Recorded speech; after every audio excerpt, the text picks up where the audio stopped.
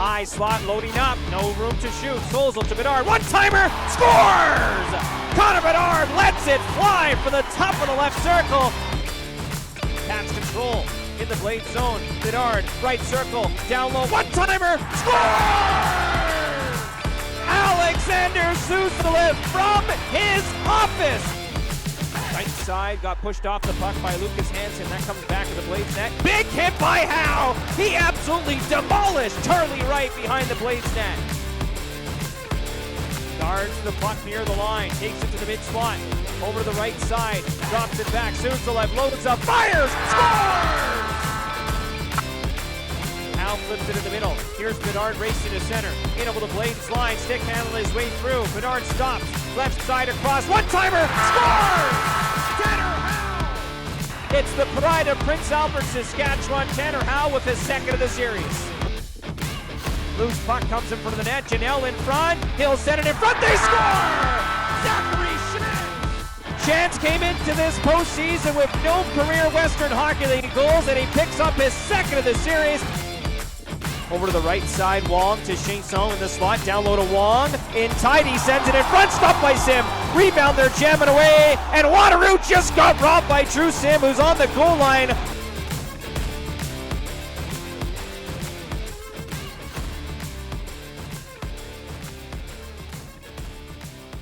Welcome to Patscast, the unofficial Regina Pats podcast, with your host, Chris Clark and Kevin Shaw.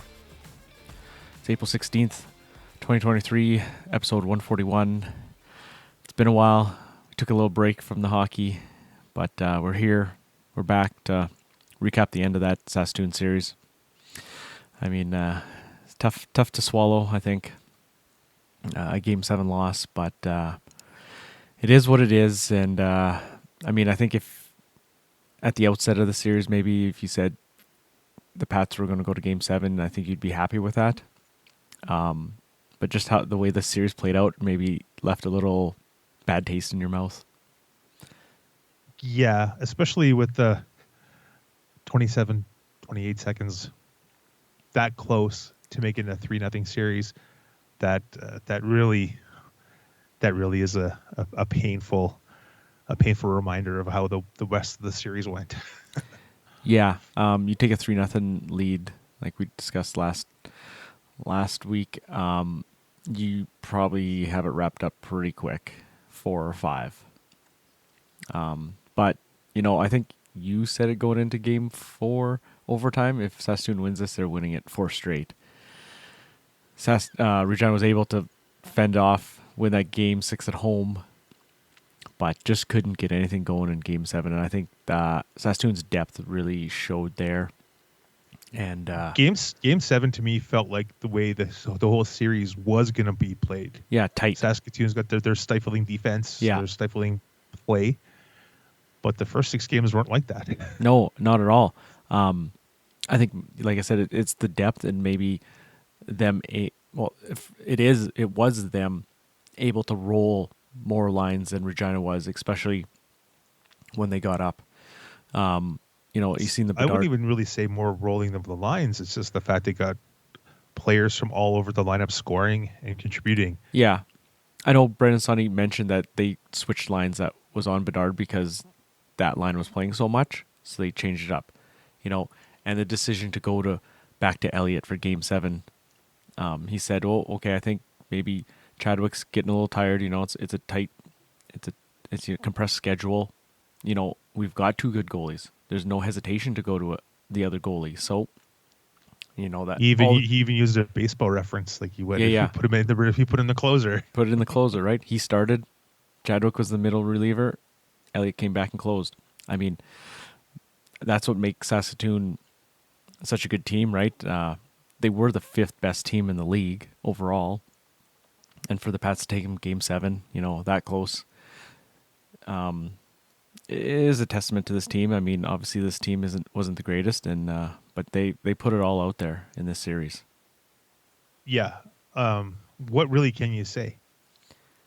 Connor Bedard basically pulled this team along as best as he could. Dragged them on his back.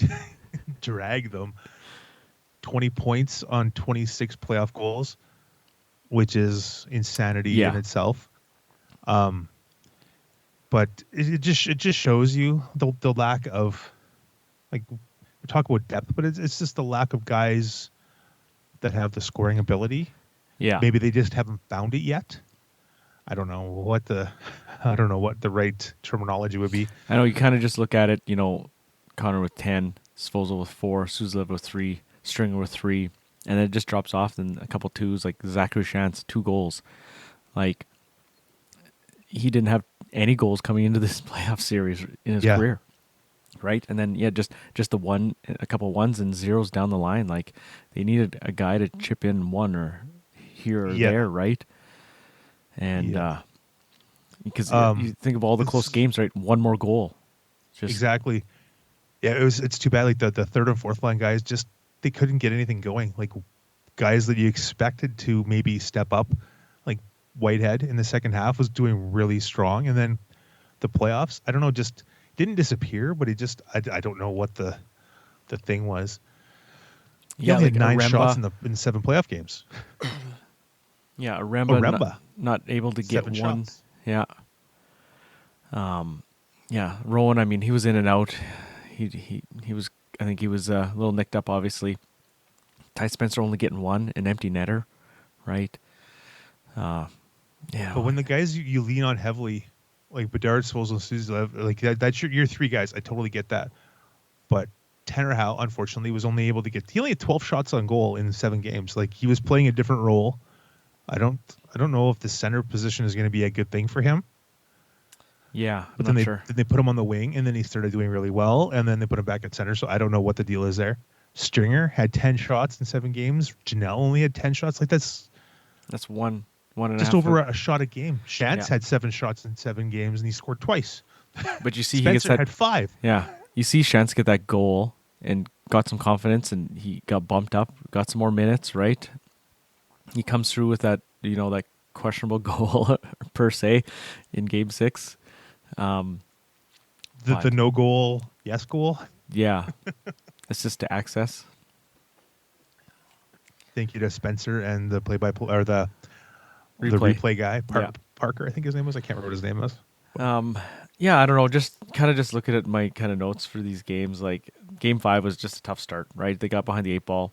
They give up a goal early. They take a penalty, and Saskatoon scores on the power play. So you're down 2-0 5 minutes in, right? And then it just couldn't kind of come back from that. Aremba missing that wide open net, kind of off the heel of his stick or whatever it was, and I think that could have been the game changer there. Yeah, and had then he been able to connect. Yeah, not blaming him. No, not at all. I mean, it wasn't a clean shot. It's not like he rolling puck. Yeah, and I think he got a at the heel of the stick or something, and it just couldn't get the right angle on it. And then I think we're talking that if he might have been a right-handed shooter, he might have been able to get that cleaner because he was on his off wing and stuff. Maybe. Yeah. But whatever, it is what it is. Yeah, stuff happens, breaks happen, right? Yeah, for sure. And then Whitehead hit the post. Just close opportunities there. Well, I thought, honestly, guys, it was a real tough start for us to get down to. We weren't ready to play off the hop, and, it cost us early. Then you're in a real fight to get back in the game. Just 2 tough goals to give up, a penalty, on a power play after we already scored once.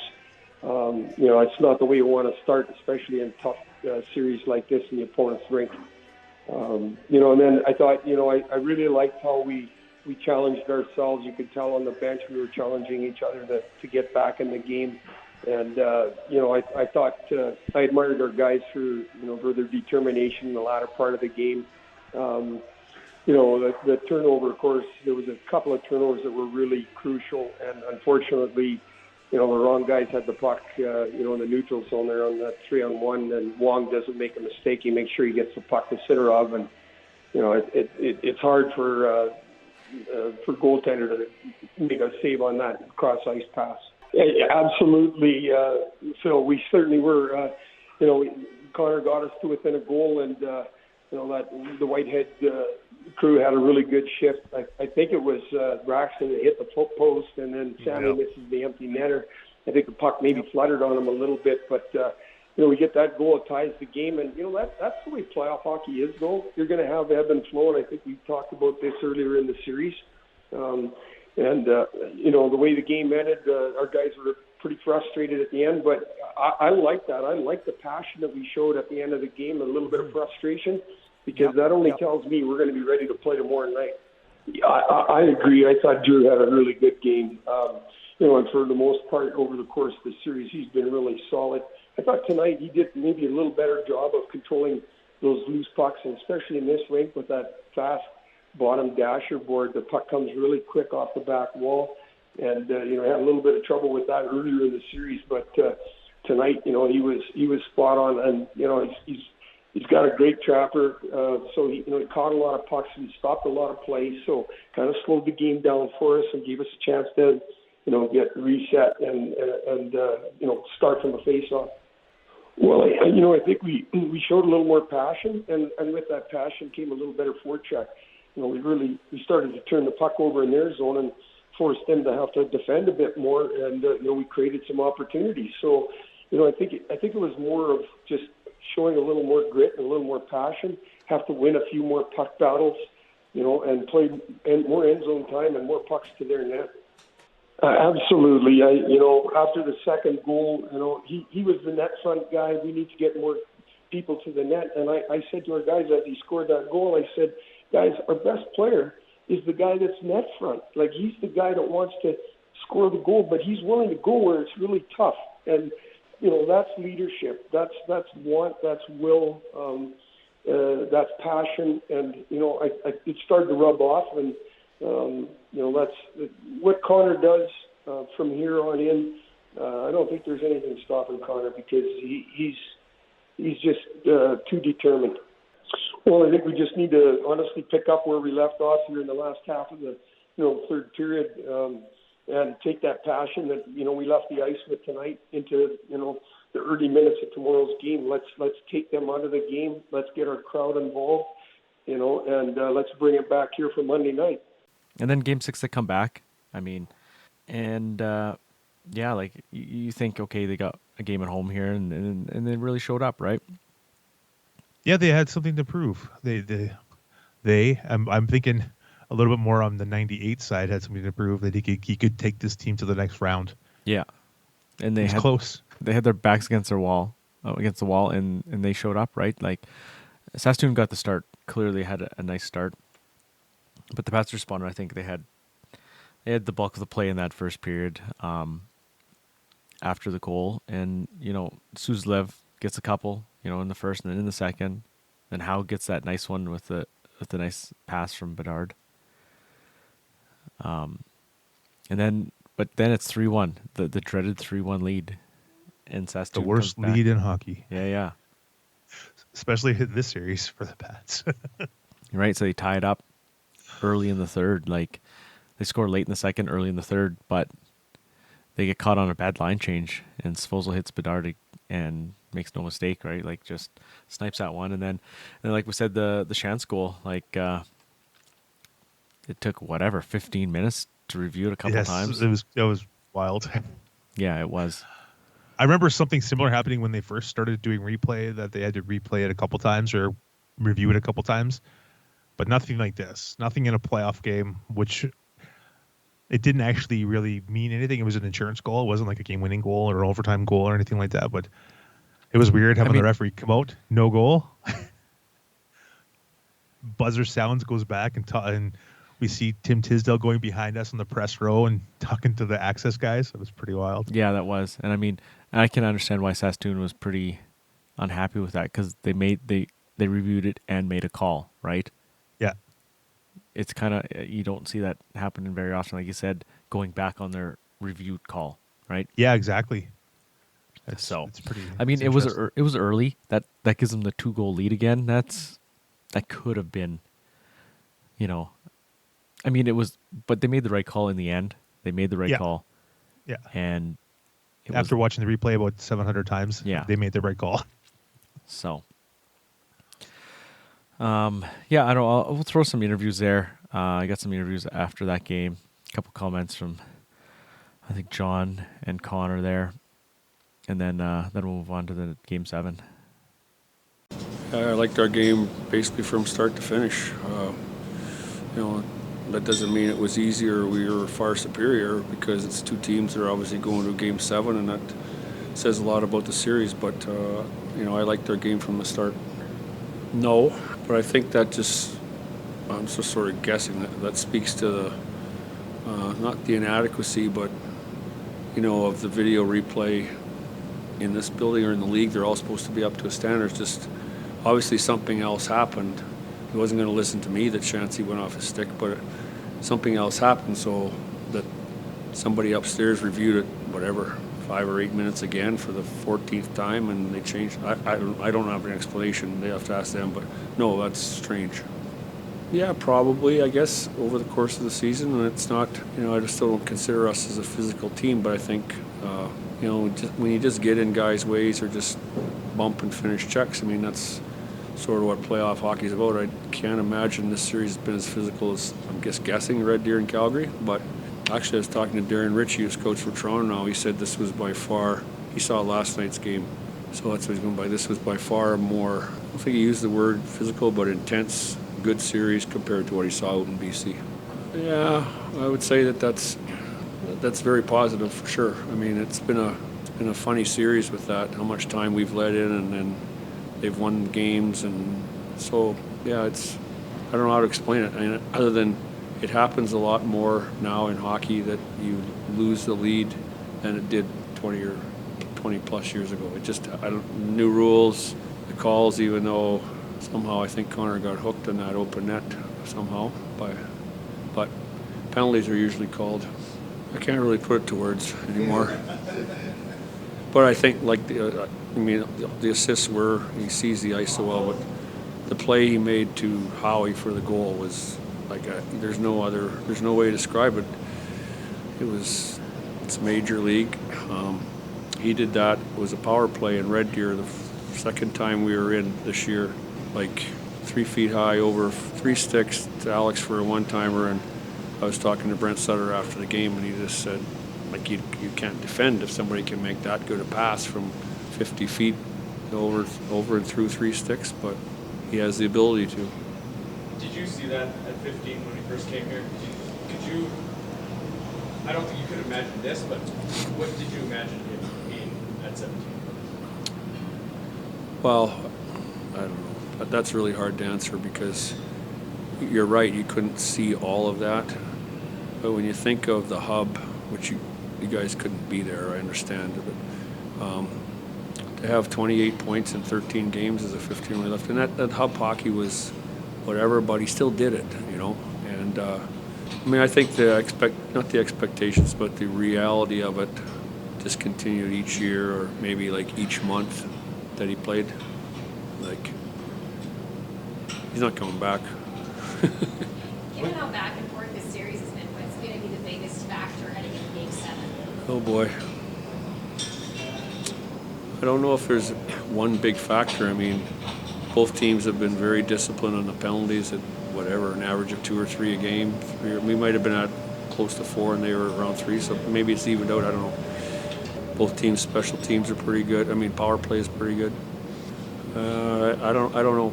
You can't go out and expect or tell your team you have to play perfect hockey, but probably the team that makes the least big mistakes.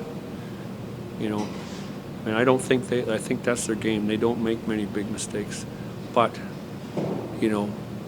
as we've been caught on a change. They were clearly caught on a change when Stan hit Connor.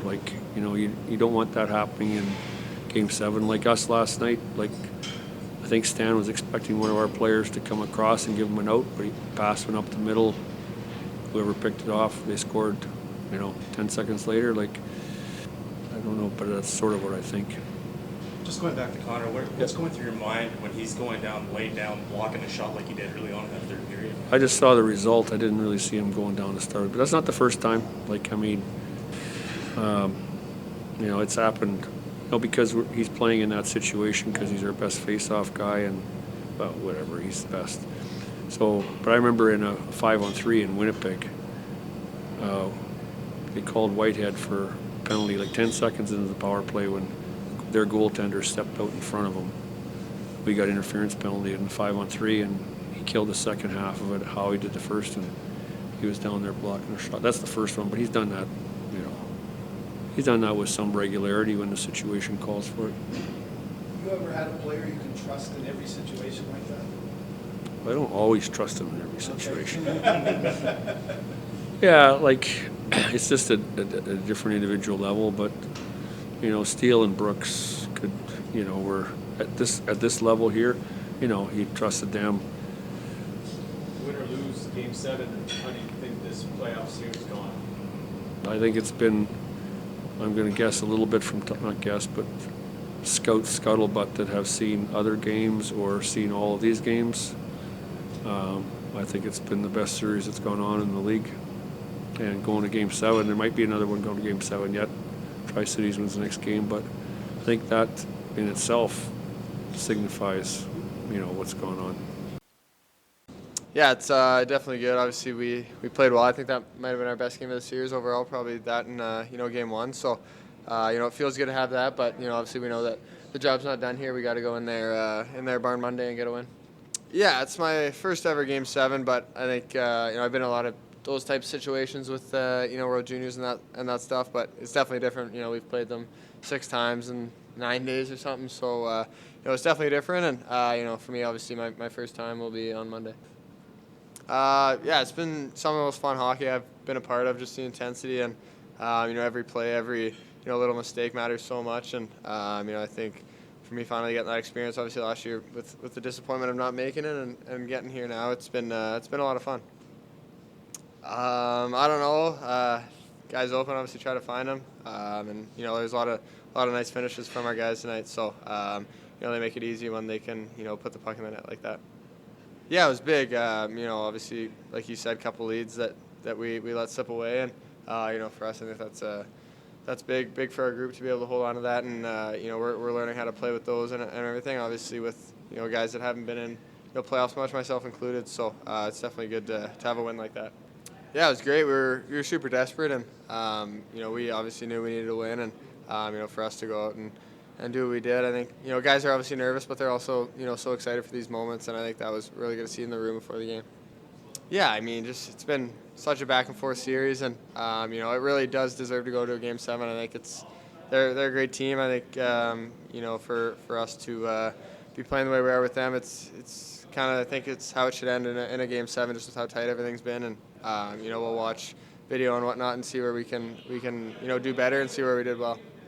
Yeah, it's been electric. It's been unreal. I mean, we obviously think we have the best fans in the league, and for us to get to play these types of big games in front of them has been so much fun. And it's been a few years since we've been in the playoffs. Obviously, some of that due to COVID a bit, but I think they were craving that, and they're really showing out here. It's been unreal, and we really can build off that. All right, yeah. So, yeah, going back, we touched on Game 7, but it was tight. It seemed like the teams were not nervous, but they nobody wanted to make a mistake. Like you said, you thought this is how the series was going to be, tight checking. It almost felt like a Game 1. Yeah, it feeling felt it not, out. I thought the Game 1, but at Game 1, trying to see which team was going to try something different.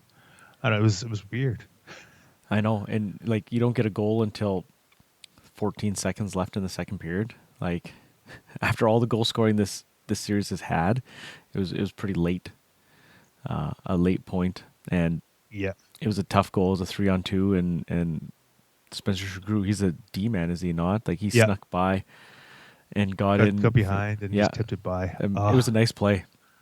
Very nice play, but players tend to get behind the Pats defense on a regular basis. Yeah, every game. You go back like and watch you just watch the highlights and you see what happens. They're focused on the shooter and they're letting the other guy go. Seen it a lot in this series. So that's a tough play. It's happened for the last 3 years. Yeah. It might not have been as prominent back in the 16, 17, 18 years, but these last these last few years, it's been really prominent. Guys getting behind, seeing all the highlights. I don't know what happens, but Yeah, that's hopefully they can shore that up next year. well, that's the thing. You're losing a lot of veteran D-men. It's going to be, I don't know what's going to happen. I mean, we'll discuss that maybe in our next show, what's to come. But yeah, there's a lot of experience gone. Whether or not that experience was top-notch experience or not, it is what it is. It's experience, right? So yeah, it's and then I mean they just couldn't generate much late. It just seemed like they were just kept rolling Bedard line every second shift, and they just couldn't generate. They might have much ran out of quality. gas a little bit. That's exactly right. And But I mean, when the Pats got within 2-1, that goal that they scored was the third Blades goal was kind of a questionable thing with Bedard. Questionable. Yeah, but, I'm not gonna say it wasn't like, if you didn't see it, it wasn't a blatant trip. Kind of, he tried to make a move around the guy, and the legs got caught up in each other, right? And Bedard goes down, and they pick up the puck and go down the ice and score.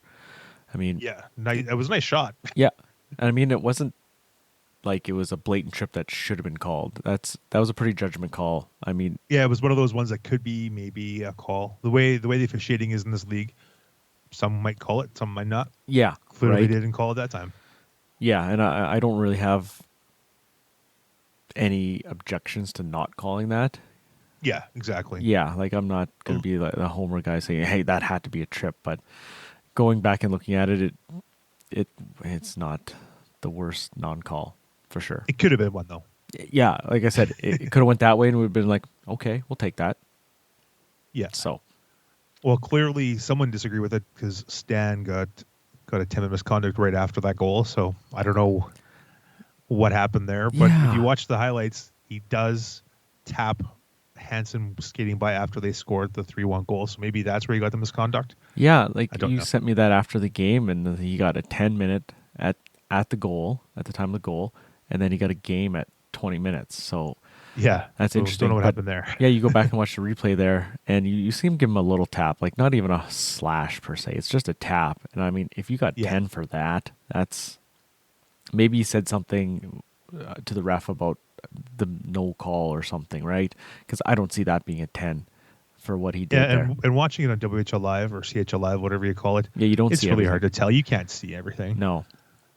And I'm watching it at Access Studios, trying to watch it on the screen and stuff. Yeah. It was even more difficult. Well, yeah, that's why I had to go back and watch the replay, because I didn't buy the package because I'm not going to be at home watching these games, and so I can't go back and watch the actual, video. You just got to watch the highlight pack, and yeah, you see him tap the guy's skate,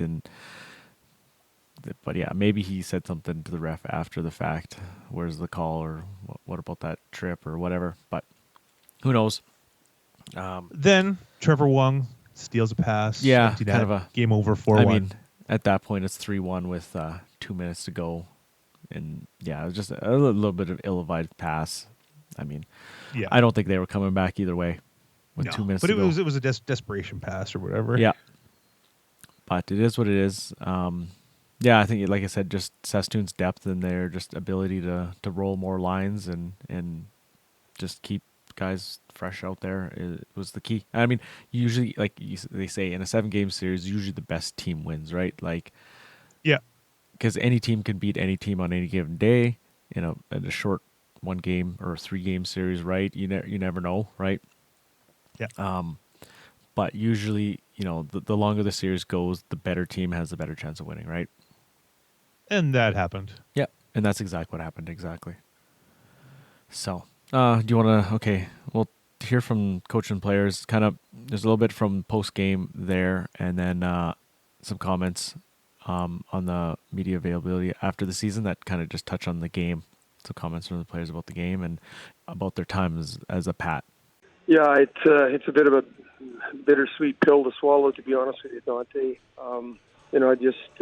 Our guys just really dug in deep, and we've come a long ways from the beginning of the year to this point, and I couldn't be prouder of anybody. All of our guys, the guys that weren't playing, the guys that were playing, everybody bought in, and that's what you need in order be successful.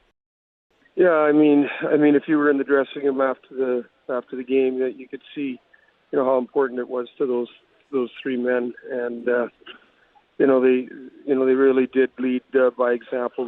They gave everything they had. They emptied the tank completely, and I think our young guys saw that, which they now pass the baton on to the next group of guys that need to step up and be those leaders. Yeah, it's extremely important. It just gives them that experience that, when they come to training camp next fall, they'll have had that much experience in a really, really tough playoff series, to rely on as the season moves forward. I'm disappointed for Borja Ballas, to be quite honest with you. I would really have loved for him to have the opportunity to play in this series. I think he could have, certainly been a factor in the 7 games. It's just tough to see someone of that caliber not get the opportunity. But for the rest of our guys, I think I said it on a previous broadcast that the maturation that comes with those kinds of experiences really helps to build your team, and it sets a culture, it sets a tone and a foundation that you can work from, and that's the entire organization that benefits from something like this. Yeah, my head's kind of all over the place, to be quite honest with you. My heart this is kind of spinning when I think about Connor. I think we're all going to just miss him as a human being, as brilliant as he is as a player.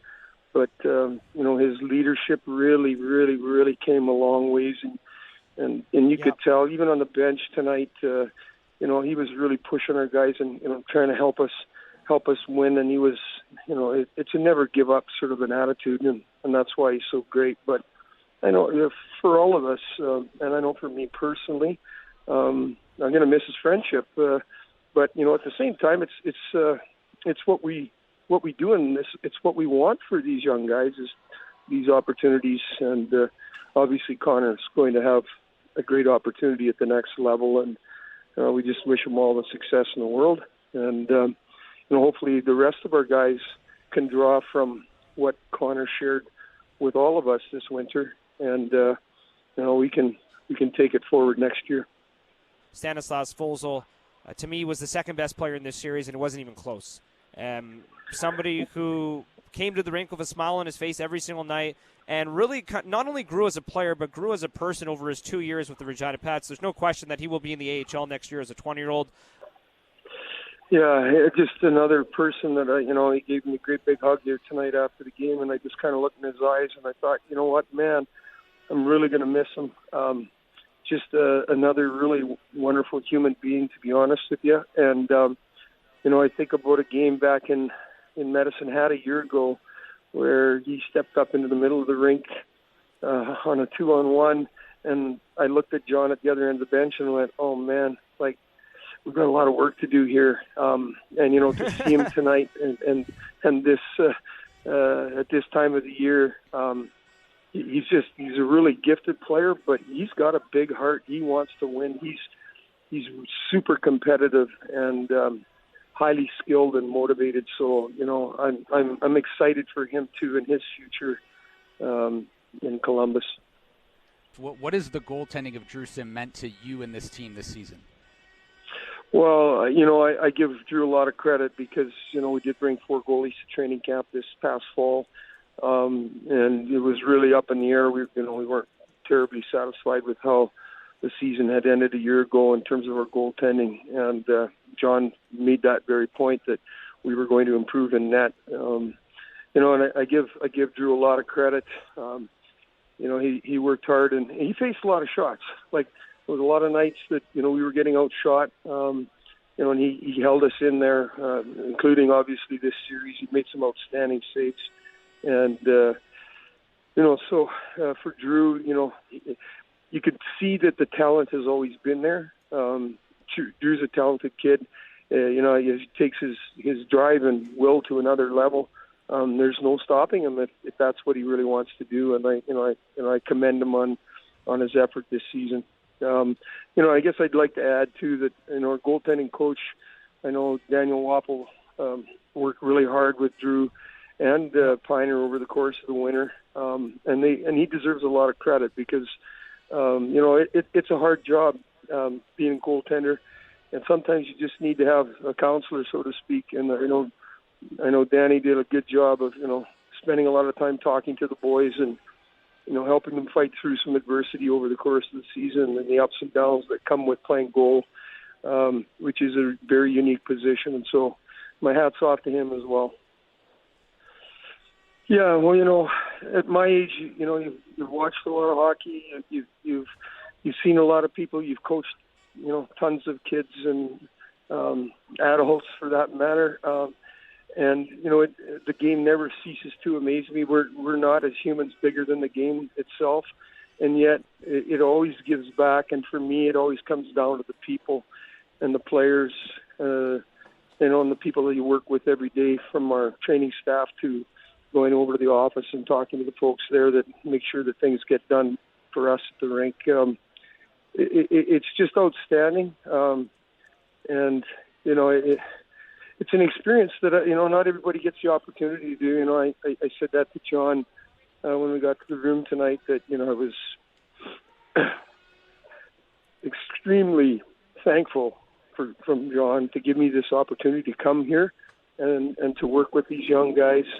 And you're right, it's an outstanding group of kids, another great group of people, and I've made some really closely knit ties with a great group of young men. Yeah, I thought we had a pretty good amount of chances. Their goalie played well, obviously, a few posts and stuff, and it was such a good series. It could have went either way, and congrats to them. They're a really good team, and but I don't know. I think just their goalie played well. We just wasn't our night. Yeah, just learning how to play in that hockey. My first series, obviously, and it was probably the most fun hockey I've ever played. Just every game seemed like so close. Obviously, 3 overtime games, and it was such a fun series, and I'm sure to watch as well. So just learning how to play kind of in those types of games. I don't know. Probably this playoffs was pretty crazy, just playing in front of our crowd and feeling that energy and stuff. But I think just overall, just the community was so supportive of us and myself, obviously, and I've had so much fun these last 3 years here, and whether there's more or not, but I think just a big thank you to kind of the whole community and people making our whole team just feel comfortable. I don't know. Probably this playoffs was pretty crazy, just playing in front of our crowd and feeling that energy and stuff. But I think just overall, just the community was so supportive of us and myself, obviously, and I've had so much fun these last 3 years here, and whether there's more or not, but I think just a big thank you to kind of the whole community and people making our whole team just feel comfortable. I don't know. Probably this playoffs was pretty crazy, just playing in front of our crowd and feeling that energy and stuff. But I think just overall, just the community was so supportive of us and myself, obviously, and I've had so much fun these last 3 years here, and whether there's more or not, but I think just a big thank you to kind of the whole community and people making our whole team just feel comfortable. The people are so nice, and for me, I love it here, and I'm super grateful that I've got to play here and everything, and whether I'm here back or not, if I continue to play here, I'm sure that the people will be just as supportive and everything. Yeah, I think just being someone that they can talk to. Obviously, it's new when you first come into the league, and you don't know what to expect. And for me, I think Logan was kind of that guy that I was able to have, and just learn from him, and obviously try to be a mentor now for our younger guys. And I think just being someone that you're comfortable asking questions to, and someone that leads by example. What does it mean for you to be a Regina Pat? Yeah, it means a lot. Like I said, it's such a storied franchise, and I take so much pride in being able to come here every day and I'm just so grateful for kind of everything they've given me so far, and obviously making a dream come true for me to be able to play in this league. And it's just there's so much pride that comes along with wearing that jersey, and it's been so much fun these last 3 years. Yeah, it was a hard-fought battle. I mean, we showed up every game. That's a good team, They won a lot of games this year for a reason. Being the 6th seed in that series, a lot of people doubted us, I feel like, and we came out strong. Unfortunately, lost a couple games here back home, but pushed it into Game 7, and I think we played our hearts out, and unfortunately it didn't go the way we wanted to, but I mean, I'm very proud of our team and how we performed against a team like that. Oh yeah, it's awesome. I've been in rinks with maybe not a lot of fans at games, and then going back and forth with sold out barns. It's insane. It's super cool to see that, and the fans coming together to support both teams. I don't think Saskatoon sold out in probably the World Juniors in 2008 or whenever that was. So yeah, it's really special. I think it's really good for the game too. Growing and getting people more involved in the city and for their team. It's awesome. How fast did this 5 years fly by? Everyone always says it, but it doesn't seem as fast until it happens to you yourself. So, once you're just starting out as a rookie or just coming into this league, everyone always talks about how fast your time goes by in the Western League, and blink of an eye, it's already gone. So, yeah, like I said, just enjoying every moment of it, and soaking in every second you can. Yeah, it's all been really enjoyable for me. Been to a few teams. It's kind of nice to see how different teams and places operate. So it's overall been a great experience for me and my whole career. Yeah, it's really special. There's always a debate of if you want to go to school or join the Western League. With my grandpa and my dad both playing in it and being a big part of the league with my grandpa, I thought it'd be pretty special for me to join the league myself and play as much as I can and enjoy the league and what it has to value for players moving forward, and just for life experiences as well.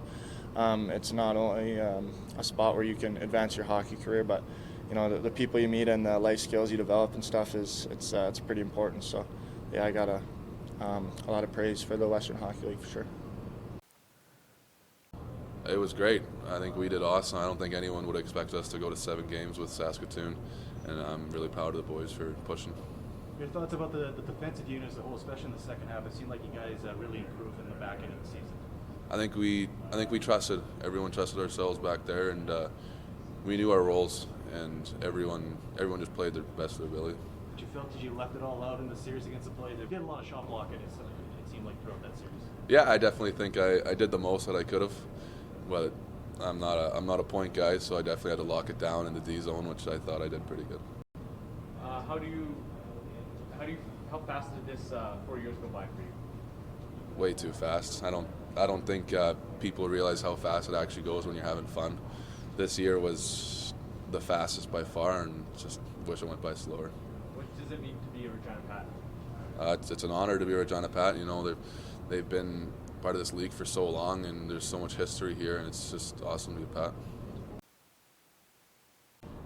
My time with the Pats has been obviously pretty amazing, something super special to bring playoff hockey back to Regina. So I'm super excited to be a part of that. And then overall, my career in the Western League has been nothing but a dream. Wouldn't change it for the world. Probably be lying if I didn't say anything about Connor. So probably some of the crazy moves he's done this year, or a couple of Sousa's Michigans, that kind of stuff. But I think overall, probably just like the memories, the bus trips, in the moment stuff that you're like, oh, this sucks, but now that it's all said and done, that I'm definitely going to miss. All right, so moving on, got to touch on the awards. Svozil, East Division nominee for Defenseman of the Year, and Bedard, Player of the Year. No surprises there, hey? Definitely, I would have been shocked if neither one of them were named. So, yeah, no surprises. And I mean, I would be shocked if Bedard doesn't win WHL and CHL Player of the Year. WHL for sure, but CHL don't know enough about those other guys. Yeah, I mean, you look at Dumais in Halifax. He had a pretty good season out there. I mean, he is a year older, but and I mean, I think Halifax had 300-point scorers. Like, they were a powerhouse. Yeah, for sure. I guess they're still probably playing. Yeah, they are still playing. And then Svozil, I think he's in tough with Zellweger, with Kamloops. I think he's probably got the step up for Defenseman of the Year. I would agree. The dude scored 30-some goals this year. Yeah. Whole bunch with Kamloops. So I mean, it seems like him and Hofer are both just leading that Kamloops team. Him and then Stankoven, of course, as well. Stankoven being Stankoven. Yeah, but I mean, you bring in those two guys. Like, they paid a pretty hefty price for those two guys, but they are playing. Like, they are impressive. They were well worth it, I guess. If you look at that, they're well worth it. Yeah, I don't think they'll have any problems meeting. I think it's going to be them in Seattle. I think that's going to be a good series. I might have to pick up WHL Live for the last two rounds. Zellweger had 22 goals in 32 games with Kamloops. Yeah, 22 and 32. Defenseman. Oh, yeah, 210 shots. Yeah, he was second in the league in shots behind Bedard, was he not? I think so, yeah. That's pretty impressive. Yes, that's pretty crazy. Then I don't know, maybe one surprise, Suzulev not getting Rookie of the Year nomination. That boggles both our minds. Yeah. Just I don't know why. I don't know what the real excuse is. Like, we've talked about it off air. We talked about it on Access. It's like, he's the same age as Honzek, and Honzek was the BC division nominee. I don't know. 18-year-old imports, so you can't use that excuse. On the Access broadcast there, Ryan McNally said, well, maybe it's the Bedard thing, right? But who knows, right? I mean, he was so... But then how did Svozil get a nominee? Right? Yeah, so I mean, he was so head and shoulders above everybody else, points-wise, right? I mean, yeah, his defensive game isn't the greatest, but whose defensive game as a first-year player... Well, what rookie has a good defensive game? Exactly, Really? if you're 16, 17, or 18, right? Yeah. So, Other than someone like Tanner Howe or whatever, who's just turned 17 and he's blocking shots in the penalty kill or whatever, but... Yeah. He's not a rookie anymore. No, but I mean, it's not like he was in the middle of the pack of points or first by like one or two. He was, I can't remember the number. It was like 28. Like, that's a lot. Yeah, he was a whole bunch up. Yeah, like that's, not that close. So that's unfortunate. But but he's off to Hershey. He's going to get some AHL experience. They're going to be heading into the playoffs, so he might get some playing time there, or might be just a black ace with them, but kind of keep an eye on them. They were first in their division, so they are looking to go on a long playoff run. And then Svozil gets called up to Columbus. He wasn't even available on Wednesday at the interviews. So he played, what was it, Thursday night? Yeah, Thursday and Friday night in Columbus. They had back-to-back. He got assist in his first game, and I don't think he had any points in the second game, but... Didn't have a very good second game. No. Well, the first game, he took the first penalty, and Pittsburgh scored on the penalty. And then I missed that, but then I seen him cough up the puck right after that, and then they had a 2-on-1. So, I mean... But the coach did have some good words to say about his game after that first game. I mean, he's 19, he's whatever, he's, first game, it's never going to be the greatest, right? But and you said he didn't have a great game. And not too long after his comments, he was let go. So yeah, that's right. The Jackets fired their coach. So yeah, I said to somebody, I don't remember who I messaged. I said, well, maybe they fired him because they won on Thursday, took him out of the last place. That's for the lottery. But yeah, and then I think was it Saturday or Sunday? The Svozil went down and played in Saturday, Cleveland. I think. So he played Saturday. 3-3. Whew. Yeah. What a ride. So yeah, he went down there and he had 2 assists and was third star of the game. So that was good to see. That's cool. It's neat to see. Yeah, and going then from here. What's that? Going from here in the playoffs, and then he's playing in the NHL, and then he's in the AHL. Yeah. It's kind of neat. Yeah. All in a week. Yeah, no or doubt. a little over a week. And then I don't think that Cleveland's making the playoffs, so I think that's probably it for him there. Yeah, I think so. Maybe he'll get a chance at World Championships. Yeah, maybe. That's Speaking of which, maybe does Bedard go to the World Championships? I mean, he's is eligible, obviously, but I mean, they always take a junior player or two. Usually it's a 19, an older guy. They usually don't take a 17-year-old, but this is a different 17-year-old than normal.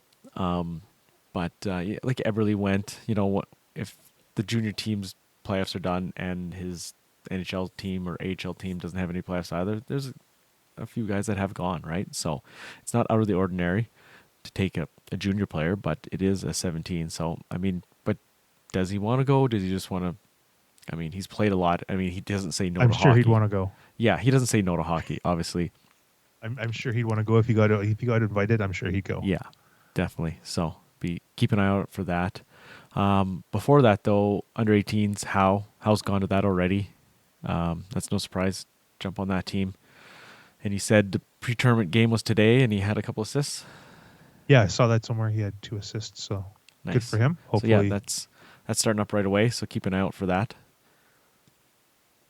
And also, a former Pat, Tristan Robbins, made his NHL debut. I know he only played 1 game with the Pats, but made his NHL debut with the Sharks. Played a couple, 2-3 games with them. So congratulations to him too. Yeah, he was part of that Saskatoon deal before the Memorial Cup. Kind of a player that came back to haunt the Pats a bit.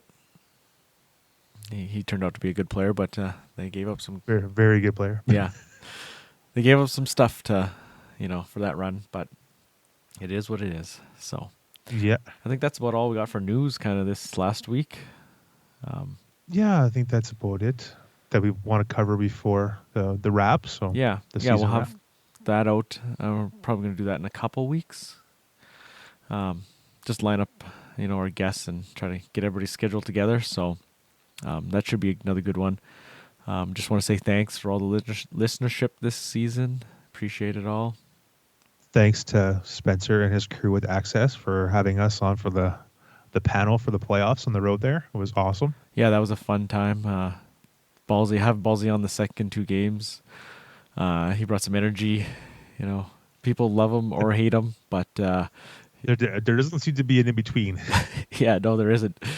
But no, it was good. He's real professional. You can tell he's been doing this kind of stuff for a while. I mean, for the 4 of us at the first 2 games, it was a feeling out process, and then Ballsy jumps in and brought his thing, and it worked real well. I thought so as too, well. Yeah. Both. Actually, all 4 games were great. Yeah, they were great. Yeah, it was just the first 2 games. It was a little clunky. We were just trying to figure out what we're doing right. Yeah, it was a little different.